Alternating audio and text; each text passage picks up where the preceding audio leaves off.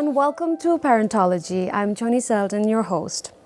Today we have a panel discussion on a very important topic that not only concerns the parents but the nation as a whole. With the increasing number of reports of child abuse in the country, Parentology brings this episode on child abuse.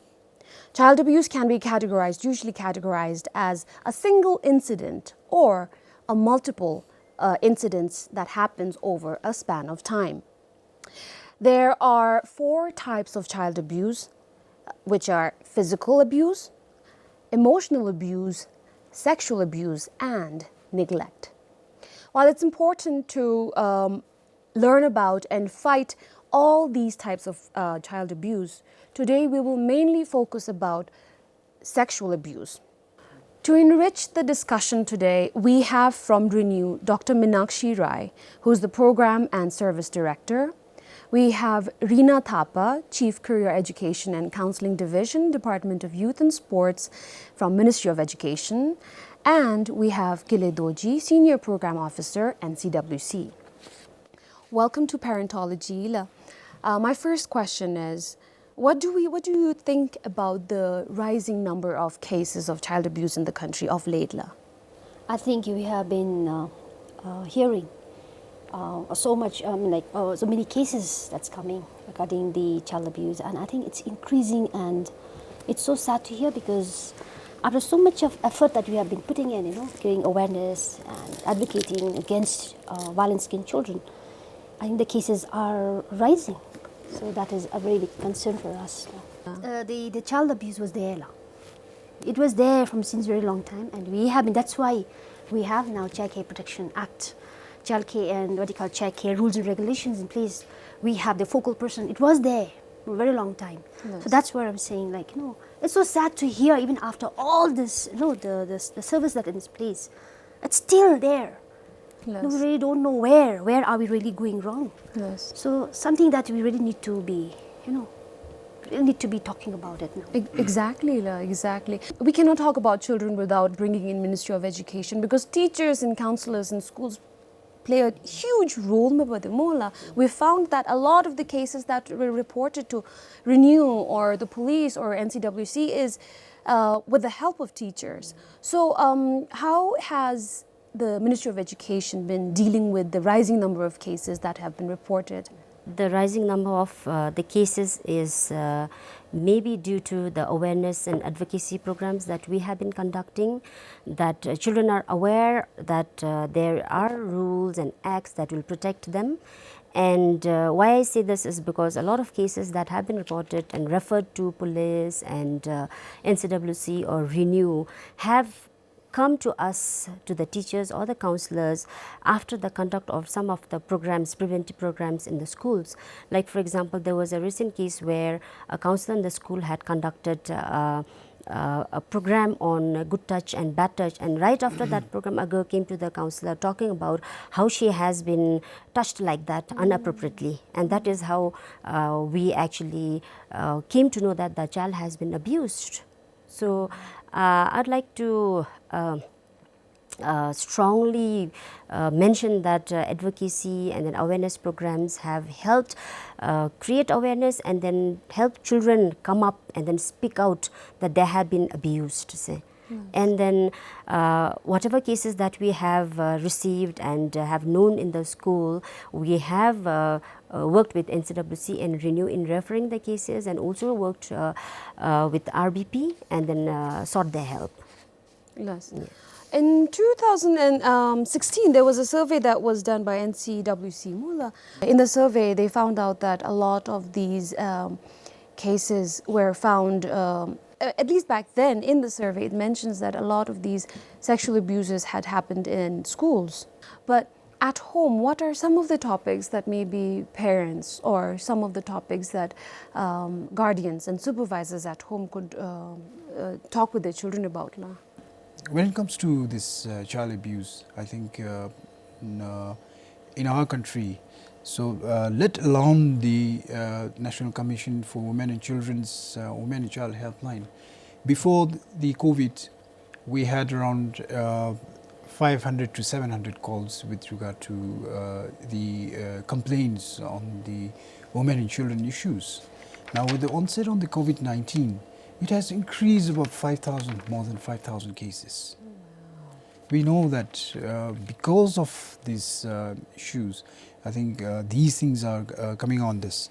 So now, when I go now, if I could answer to your question with regard to the violence against children report in 2016, I think let me take it a little, maybe a brief on the, particularly touching on the abuses such as physical abuse. And physical abuse, the survey was done for the children between the ages of 13 to 17. And then it has found that when it comes to the physical abuse, it has found that out of 10, 6 children have at least experienced a physical violence in their lifetime. So that comes around almost 65%. Now let me go to the sexual abuse. At least 1 in 8 children have experienced their sexual abuse. And then it comes around almost 13%, and the majority are girls. And the most common sexual abuse is the sexual touching. It has found more amongst the young men also. Young men, which comes around 71.2%, most high when it comes to sexual harassments. So, as You mean we, more boys yes, between the ages of yes, 13 to 70s yes, are reporting to have been yes, sexually abused? yes. Wow. And we did a thematic study on the violence against children, and we have found that most of the sexual abuse and sexual harassment are faced by the children with disabilities.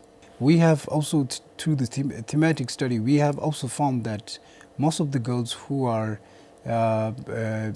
staying half border, which I mean to say, like they're studying in a school, but they are staying, independent. So those children who are staying like that face majority of the sexual abuse. So that is what we really need to keep in our minds, and then parents also should be aware of those things. What are the factors that really impacts, or what are the situations or environment that brings our children to a vulnerable situation, Mabel? It was also mentioned in the survey that actually, like you said, children who go to school, maybe not necessarily a boarding school, but they either stay with their uncles or aunts. And that is a very common scenario in our country. My parents, my dad went, both my dad and my mom went to study with their aunts and uncles because their parents were farmers. But it is a very common scenario where the parents, because of some inconvenience with them, maybe the school is far or they're farmers, they can't handle a child going to school, they decide to send the child away from home. And that is one of the situations where you endanger your child. Mula. Yes. The children who have come to us, usually when they, we look at their the situation at home, always from the families affected by domestic violence, gender-based violence, and it's the a divorce, a single parent. I would say single parent, of course, one, and then the other time is like a father getting married to the second stepmother and a stepfather, and it's the children who are actually very badly affected. They are neglected. And there are children like where parents are divorced, and they never had any bond with the parents. They were like literally, they have no feelings and they are just calling them a father, a mother, by virtue of being like parent looking after parents will have to look after children, and children can get the support from parents. That kind of only at that level. It's very, very what to say, a very she wants money, then he asks from father. Food, shelter, food, clothing. shelter, and that Basic. is it. Yeah. Basic, and that is it. No bond in between. So that kind of thing has come. So and then we also had cases where the mother happens to be happens to be non-Bhutanese, and then the father is here in Bhutanese, and he is abusing the the wife, and of course the children are being abused very badly. Yes. And that when we asked why, he says it's he was disciplining the child. Oh, yes. So what we feel is like parents, when they do this, like these are the things that, these are the things that is there in the family. A lot of the times, because we live in a culture where dilam namja and discipline is priority, whether you're at home or in school, and as parents, you feel solely responsible for disciplining your child. And in that, of course, not all parents who discipline their children are abusers. We're not saying that. We're not saying they're perpetrators like that.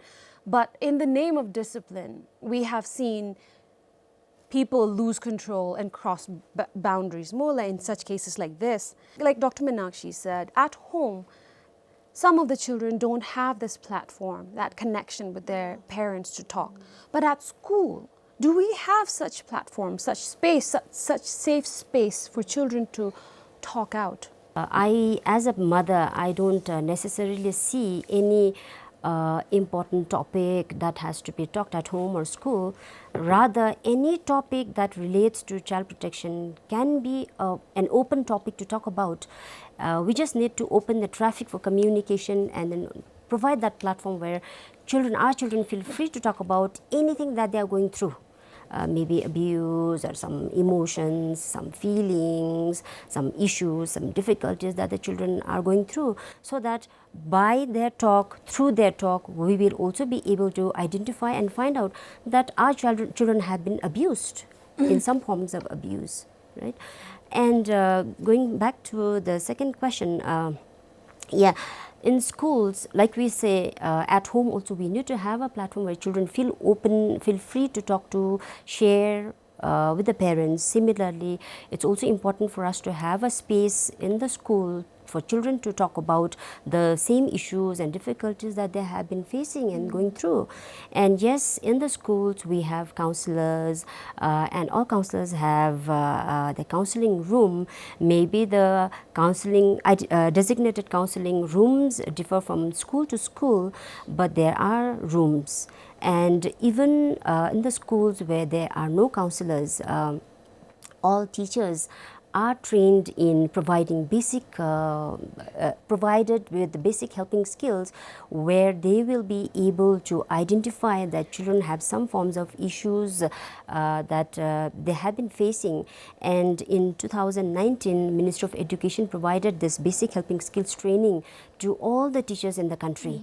And some of the topics that we touched in that particular training is also to help teachers identify some mental health issues that children are going through, some abuses, child protection. All these are topics that we touched. And then this training is a basic training that the teachers will have to actually help identify and make referral. With this training, it is also empowering our teachers to learn more, self-learning, and also to be able to be an approachable teacher, where children will be able to approach you with any issues that they are going through. So this is very important. So of course there are counselors, but when it is compared to the number of students and the strength of the school, one counselor may not necessarily be enough for a school. But at least if all the teachers are there, approachable, then I think it is the responsibility of the whole school, not just the counselor, to help the child get out of the issue, that the abuse that the child is going through, and then provide appropriate help or intervention. The least that we can do is make referral to the relevant agencies like RENEW, NCWC, or the Royal Bhutan Police. Like Reena mentioned, I think it is important to stress on this open channel of communication and make yourself, maybe as a parent or as a teacher, approachable. It bounces back to what Dr. Meenakshi said, that you need to, a lot of the parents are laid back. They really don't inquire into the child. And it's not necessary that your child is going through some sort of abuse. Sometimes they're having friend problems, they're having bullying problems. So if you have an open channel between you and your child, you and your student, I think that opens up the child to sharing deep and personal thoughts that they're really struggling with. Moolam. I think there's a thin line between, the difference between the protection. Are you protecting? Are you disciplining? Or are you controlling? So I think we are, the adults like us, we are we are a little mistaken with with this concept. Like, when you say protection, what are you actually doing? disciplining? Are you protecting? That means controlling. So that way, so I think children usually they want to share with their peers, their friends, rather than their parents and the teachers. So, parents need to be fantastic parents at home. We need to have the counselors and the health coordinators, fantastic people. They should be the people who children can come and joke them around. And then can share not only all the sad and abuse things, but also something that they've achieved in their life. So that we engage them, we involve them every time at home, at school. So if that happens, I think that way, I think our children will be able to open up. The very fact here is, they are not reporting. The children are not sharing, that's first. Even after the child shares it, reporting is so difficult. Oh my God, that's such a emotional experience that they go through. Like they go through a range of this emotional experience. Should I not? So the cases that have come to us, how many cases this time after the post-lockdown, how many teenage pregnancies have come? A pregnant woman, a child as young as 12, 13, 14, 15. How did this happen to them? So that they did not share it because it's too late by then to treat them, because then now we have no option but to let them complete the tenure and have babies. That's in Ebola. Exactly. So what we feel is I think that's one. So there are these two things which we felt was very difficult. Reporting part difficult, and child reports to the adult. And then again, it's an adult who has now problem in reporting to the thing. So that is the problem. So therefore, one experience, maybe if it doesn't go well, the second time obviously nobody will come. Exactly. Yeah, and then they commit suicide. They go and look for friends outside. They share with their friends, and if the peer is also not so not gender informed, then you can imagine where would this girl go. I think from the very early age, what children really counts on our parents and the caregivers to learn about the emotions, and then to learn about how to relate to others in their lives. So that is why it is very important to learn that to protect themselves. I think the very important aspect of protecting child abuse is that the parents should have some knowledge or should be expert in learning, say parenting skills, which is one of the most important things that we can really take into our considerations. Other thing is what our parents are actually doing is they never look into what their children are growing, and then they are changing. So accordingly, we need to have those kind of parenting skills to in order to making sure that our children are protected and are saved. And then also we need to understand the unique needs of our children, and then also their abilities. Because if we are not able to understand their abilities and their unique needs, then I think even if you are trying to discipline a child, I think children may not accept that so easily. So that is why it is very important for us to understand the situations changing in our children's nature, and then accordingly we need to have those parenting skills to ensure that our children are actually making sure that children can voice out, give them the free participation rights for them. I think that is the one thing that we can really, as a parent, caregiver, and then teacher, and all the general public, or all the adults can actually do our part. Parents and the teachers, they'll have to earn the trust, actually. Especially suppose I come from Renew, and the domestic violence cases, the parents, when they are angry, they don't see anything, just themselves. And then the language they use, the words they use, this is exactly what the children are using now. We have a case where mother has been the example, and now the children are repeating exactly what the mother is doing. You see? So therefore, I think it's a huge responsibility. Just becoming mother, being pregnant and give birth is not, I think you become parent, it's a huge responsibility that you really have to So you have to make sure you be aware how you are behaving in front of your children, aware how you are really literally talking to each other. The parents are talking in front of the children. That's not there, no? When they are angry, they just forget everything. And they use any kind of language, also vulgar language, you know. And where do you think the child will have this? Do you think the child will have that dignity? You know, that's what they call that dignity. Do you think they feel they're respected? So that is not there. The child may come and then share or express that he or she has been touched inappropriately, and then might have shared that he or she has been abused, maybe sexually, and then the parents here can play a huge role in actually supporting the child than anyone else can do. Well, when I say this, it's also important for the parents to acknowledge and appreciate the child for having shared that he or she has been abused.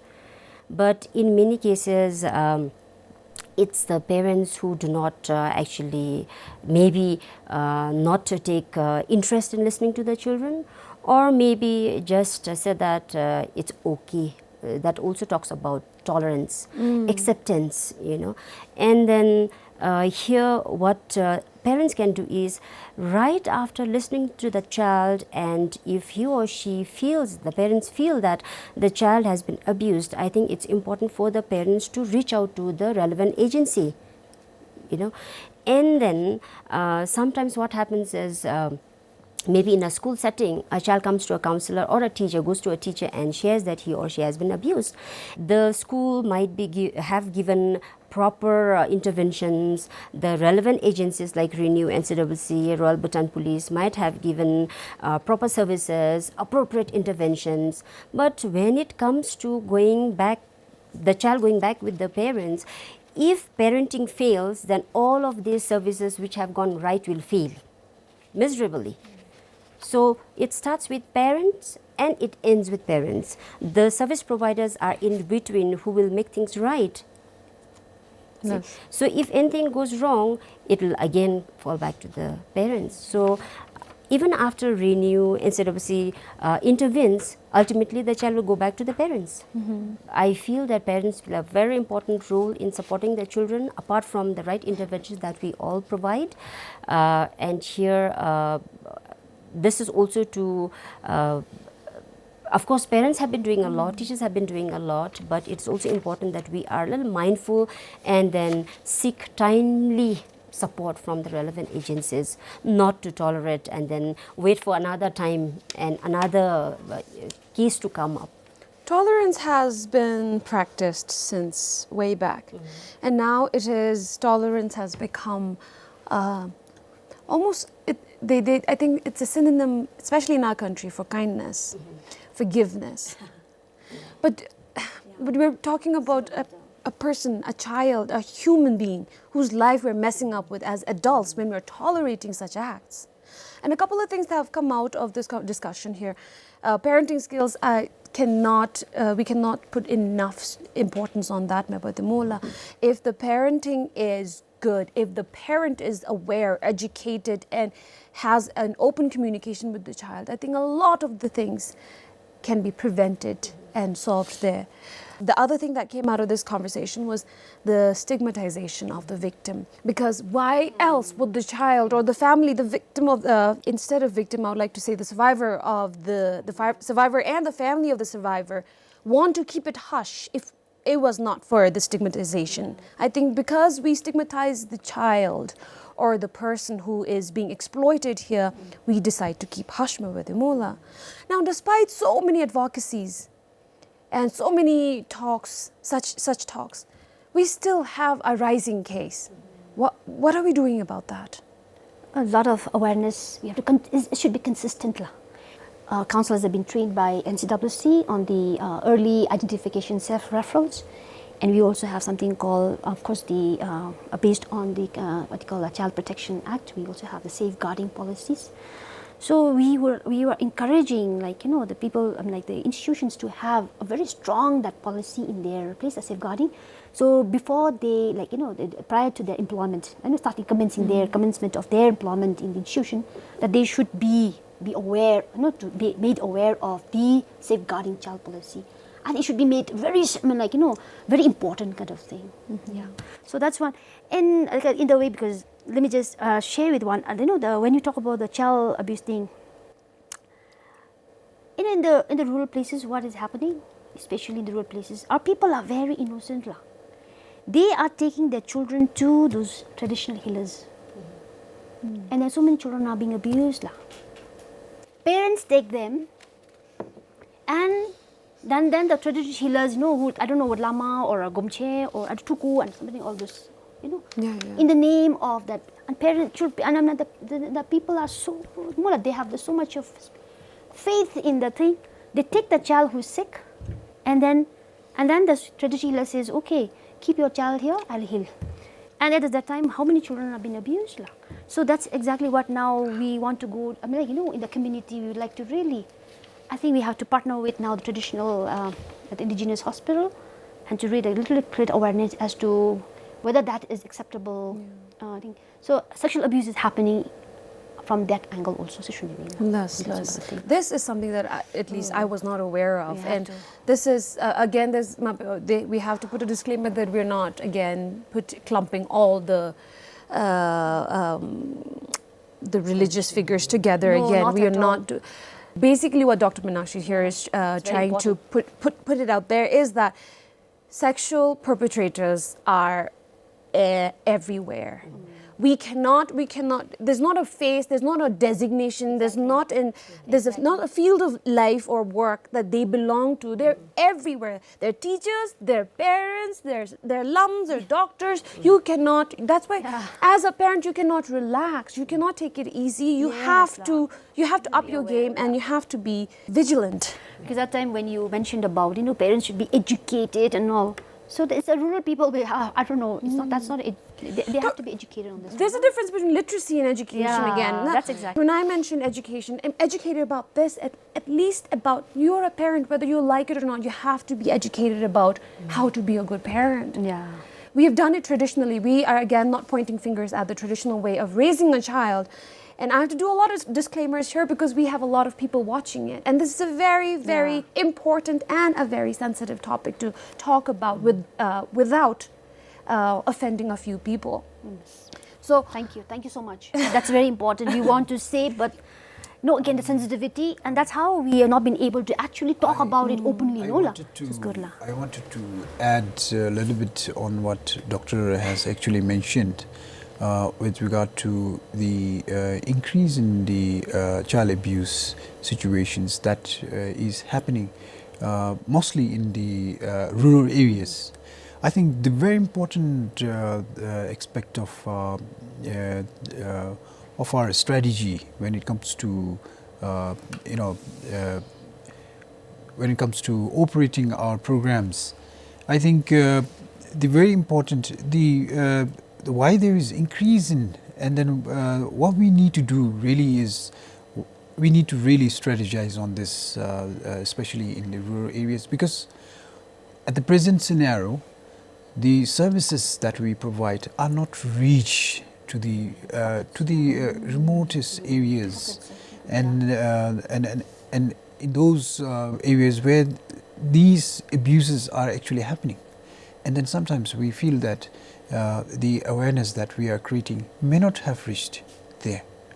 So for that reason, we really need to work on rigorous awareness to the remotest area, as well as we need to provide services to those areas that have not reached, should be able to make it. That is why we need program-based planning, as well as coordination, monitoring at the local government's level. Presently, we do not have that. We have representatives. Of course, we have other agencies who play a very pivotal role in that. However, we really need to have this. And in order to do that, now in 2018 or 19, the National Commission for Women and Children have come out with the C4D strategy, Communication for Development strategy. So that is the strategy which we are really focusing on to address the issues when it comes to knowledge, application and practice on this. And that is why these issues, and then whatever the issues are there, we intend to, making sure that through this strategy we'll be able to reach to all the, to all those who are, who are experiencing or being at a very vulnerable situation. And again, we are also in the process of launching a awareness on the elimination of violence against children, which we will be doing it very soon. And in that also, we are also working on lots of the issues that are arising these nowadays. And what we need to do, we have the agencies very much involved, like Ministry of Education, like Renew, and other related agencies like Royal Bhutan Police. So we really need to work on those, the strategies to ensure that we advocate the uniform message. If it is in the school, what are we going to share the message? What are the pertaining issues that are arising from the school? And then also in the community. The very important aspect is children experiencing abuse between school and home. Yes. That is where it is really happening. What we need to do in the community, what are the roles that the local government plays in that? So these are all the these programs and strategies that we really need to look into, and then come out with a uniform message for all to protect our children who they have the right to be safe and protected. Earlier, in my introduction, I mentioned that there are 4 types of child abuse, and we're talking about sexual abuse. The last type of abuse that I mentioned was neglect.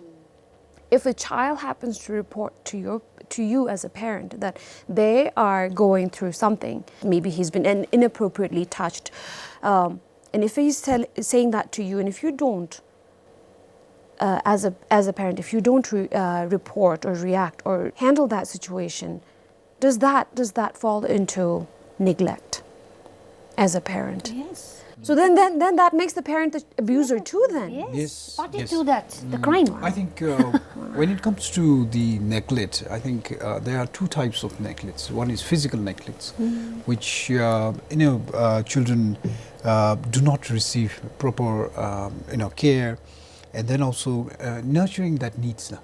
And other neglect is like emotional and psychological neglect.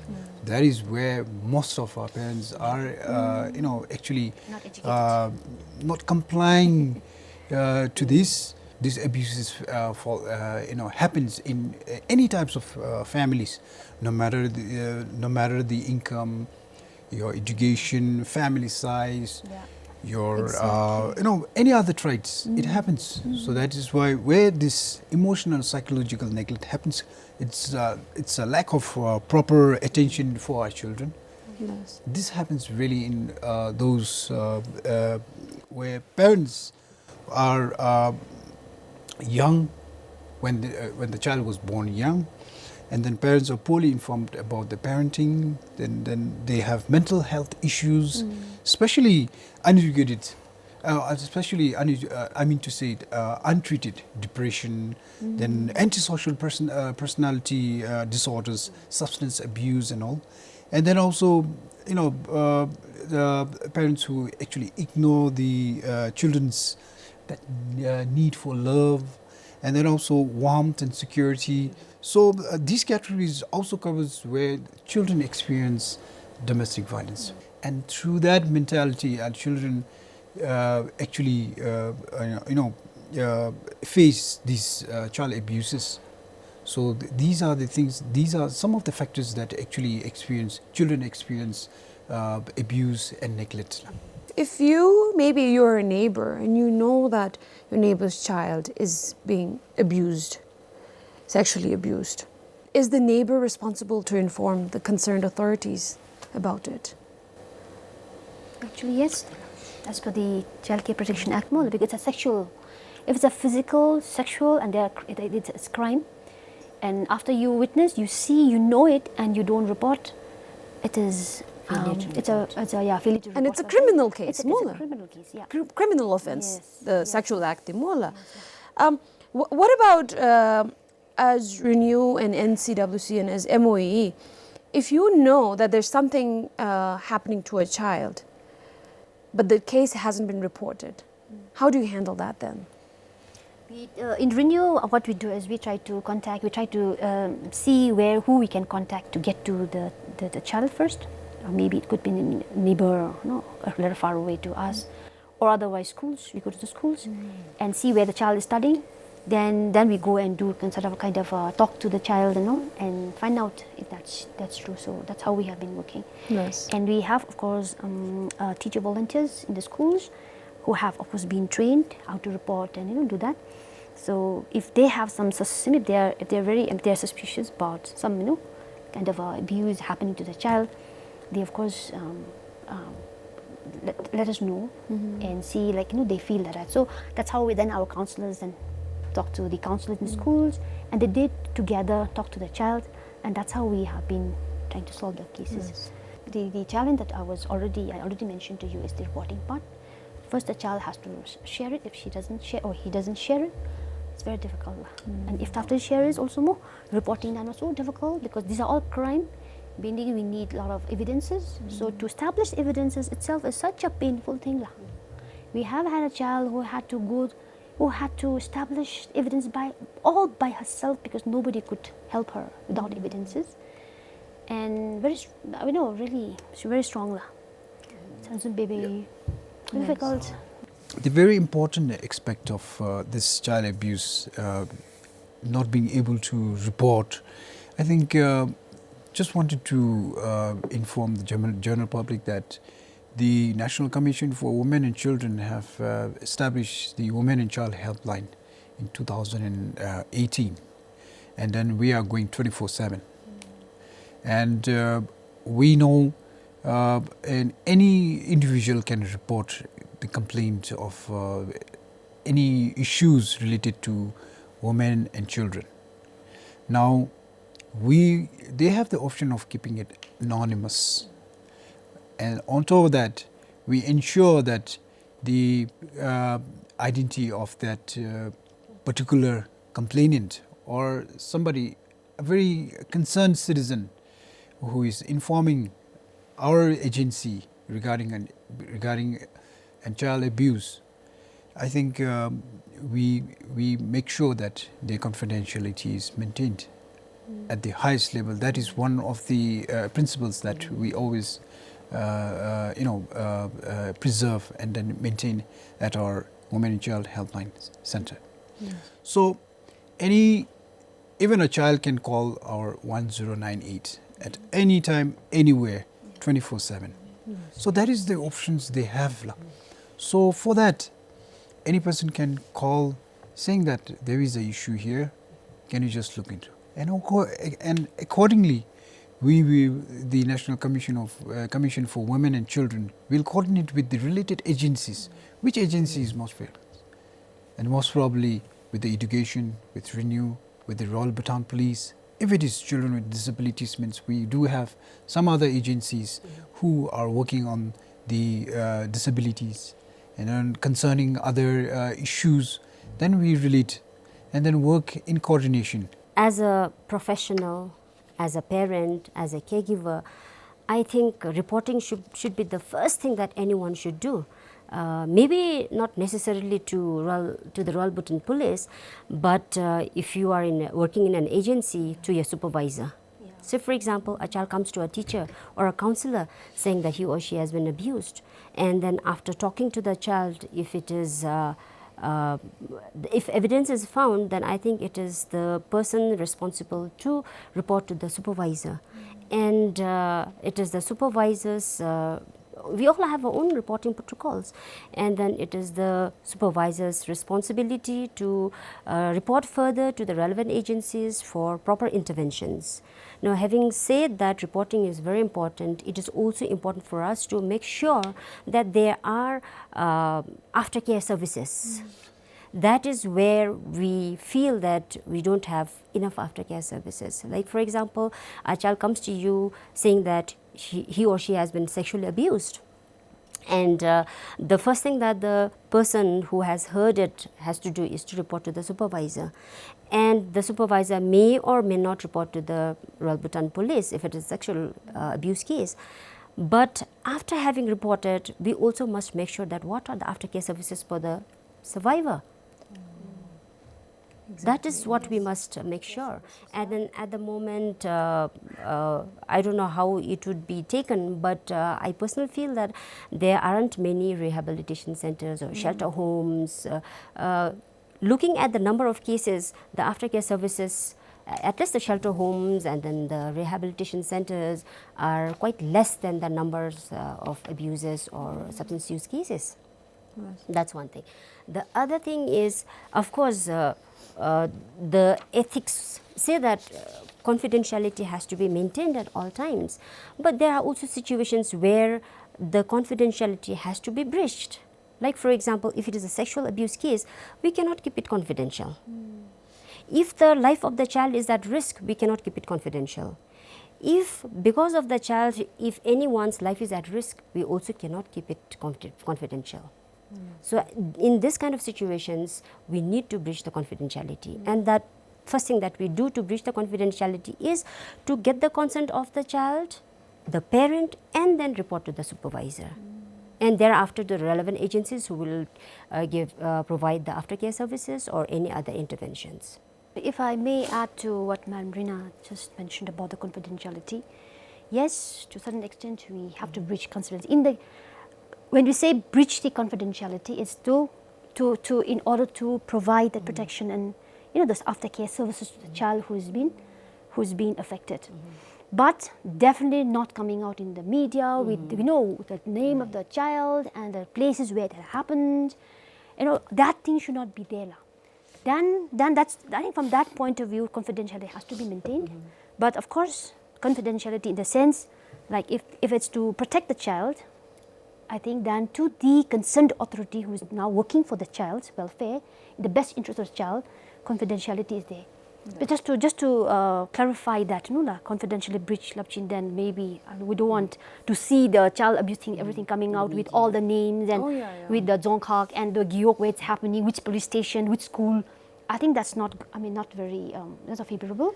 In the wake of COVID-19, where online classes are encouraged, how have we been on the number of cases reported, or are our children safe at homes? I don't know how long this COVID-19, the scenario will be there, but now we have to prepare because we cannot stop classes just because of the lockdown. So online, there are so many children who have been affected.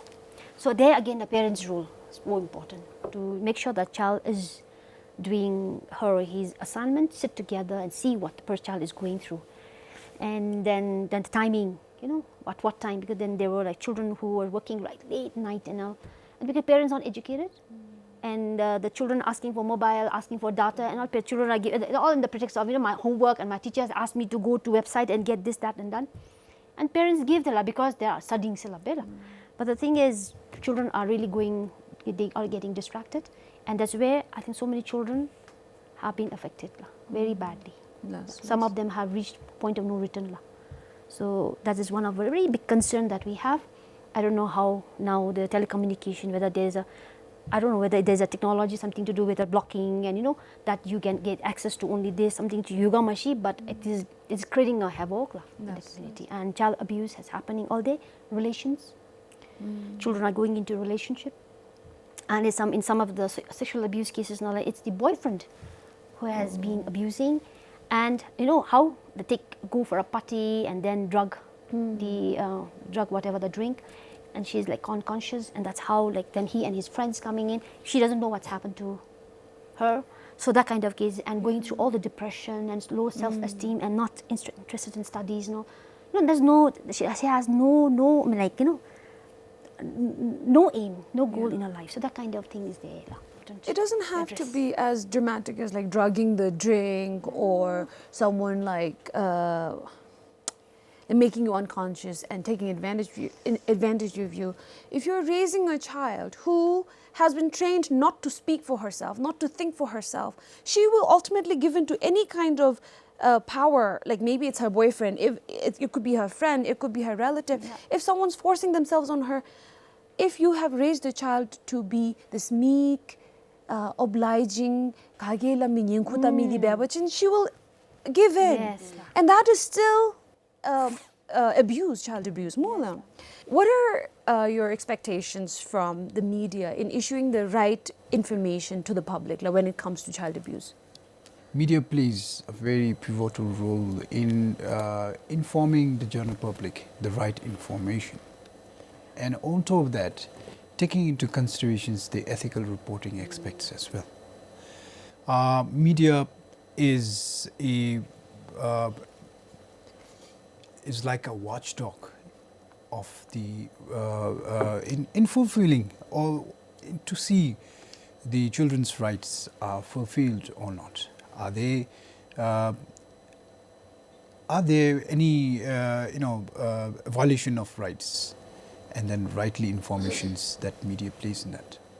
So what I would say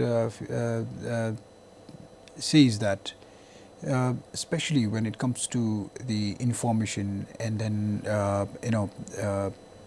or writing stories or taking videos about the children, we really need to understand their rights.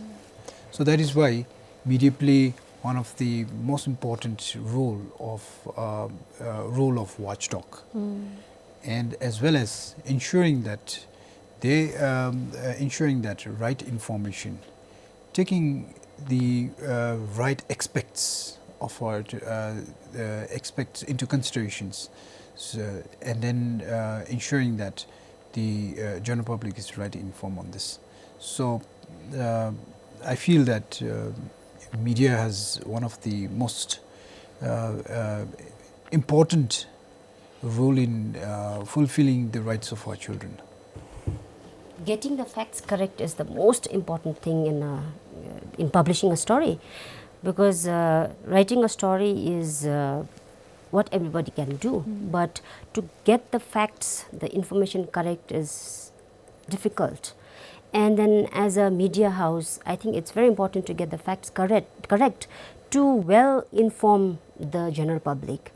Now, because media has a very important role in actually informing the general public, it is also seen that media can also take the general public to the wrong way, giving the half information or wrong information. And we all have a common goal, and we all have our ethics, bound by ethics. And if media is bound by the ethics, I think it's important to follow the ethics and then to get the facts correct, not just publishing a story. Yes. And why this is important is, once the general public is misled by the wrong information, it's difficult to correct the second time. Even if the media house publishes another story continuation to the earlier one, which has given the wrong information, the second one would have less effect than the first one. The damage has been done, and it's difficult. Yes. Bhutan has been a tolerant society, historically speaking, more traditionally speaking, oblivious to the fact of the impact that sexual violence has on children. How do you think we should move forward in changing the mindset? So I think a consistent advocacy, awareness, training, information, dissemination, education, and all. And then to also to take this is to the parents, to take concerns raised about possible child abuse seriously, and also listen and take the views and wishes the child raises, and to empower children by discussing them on their rights and responsibilities. Because they just not talk about rights, then again we are just doing the only one thing, not complete, to complete the circle of responsibilities. Children, I think. This is what we have to do. It's consistency. And then I think all the agencies come together.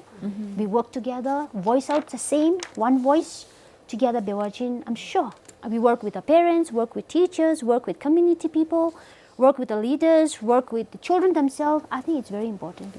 Yes, okay. Ministry of Education has been a strong advocate since the Child Care and Protection Act came into enforcement. We have been conducting parenting educations, community parenting educations. We have a lot of new programs and activities in the schools, such as peer helpers program, and then recently we also have trained focal teachers of all the schools in the country, irrespective of whether there is a counselor or not. Just one focal teacher school who is trained on providing psychosocial support services. So the list these focal teachers will do is to identify that children are in difficult circumstances, situations, and then consult with the Dzongkak focal counselors and then make referrals. And similarly, Ministry of Education has also developed a framework for the student safety and well-being, which will be endorsed sooner. And then once this is endorsed and implemented, this will take care of a lot of issues that children face, such as what Mr. Kille mentioned, the abuses happen between the school and home. And this framework for student safety and well-being will take care of all of this. Ministry of Education has also been working with the schools in looking at what new programs and activities that we can conduct in the school so that children are safe and then they have a place to report to, talk to, irrespective of whether there's a counselor or not. And then teachers must provide this platform for students to come forward and open up. And then just covering up the story, hiding and settling the issue will not do any good to the child, but making the right reporting system and then also keeping the confidentiality is very important. At the same time, advocacy and creating awareness is very important. We must still continue with it. Yes, okay. In the olden days, our parents and grandparents, when they were children, do not have much opportunities.